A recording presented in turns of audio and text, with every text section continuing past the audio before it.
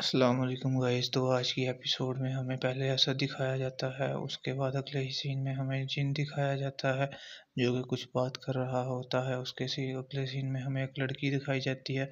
फिर अगले सीन में हमें जिन दिखाया जाता है जो कहता है कि ये अली को बचाने के लिए हमारे इशारों पर नाचेंगे।